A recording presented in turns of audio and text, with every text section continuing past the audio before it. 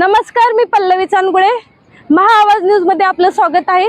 आज मी सोलापूर जिल्ह्यातील करमाळा तालुक्यातील सीना नदी, माझ्या पाठीमागे सीना नदी आहे, तुम्ही पाहू शकता। सीना नदीच्या काठी वसलेलं श्री क्षेत्र संगोबा श्री आदिनाथ महाराज या मंदिराबद्दल आपण थोडक्यात माहिती आज जाणून घेणार आहोत। श्रावण महिन्यातला हा पहिला सोमवार आहे। 71 वर्षानंतर हा योग आलेला आहे आणि सोमवार असल्यामुळे आज श्री आदिनाथ महाराज देवस्थान ह्या विषयी आपण आज थोडक्यात माहिती जाणून घेऊया। आम्ही श्री दत्त मठाचे मठाधिपती श्री संतोष सुखदेव आरणे बाबा म्हणतात आम्हाला।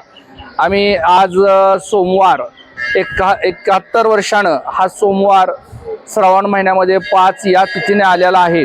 आजची तिथी म्हणजे पर्वकाळ आहे आणि ज्या मंदिराच्या आवारात आपण थांबलो हे सर्वांचे आजोबा म्हणजेच आदिनाथ या देवस्थानामध्ये मच्छिंद्रनाथ त्यांचे मुख्य शिष्य आहेत आणि मुख्य शिष्य नाथ पंथाच्या संप्रदायाची उत्पत्ती या ठिकाणाहून झालेली आहे। या ठिकाणी सर्व साधू संत तपस्वी त्यागी व्यक्ती येतात आणि आपल्या तपश्चर्या साधना इथं पूर्ण करतात आणि या सीनामाईच्या नदीच्या काठी त्यांची तपश्चर्या होऊन या असणाऱ्या मृतदेहांना मुक्तता देतात। असं हे नाथांचं मंदिर आपल्या या जगविख्यात आहे।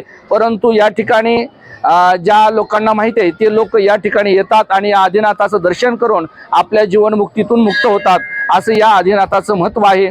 म्हणून सर्वांनी या आदिनाथासमोर महादेवाची पिंड वगैरे आहे आणि नंदीचं स्वरूप नाहीये, म्हणून या नाथ महाराजांना आदिनाथ असे म्हणतात। या पद्धतीनं या वारकरी संप्रदायाची या धुरा या ठिकाणाहून चालू झालेली आहे।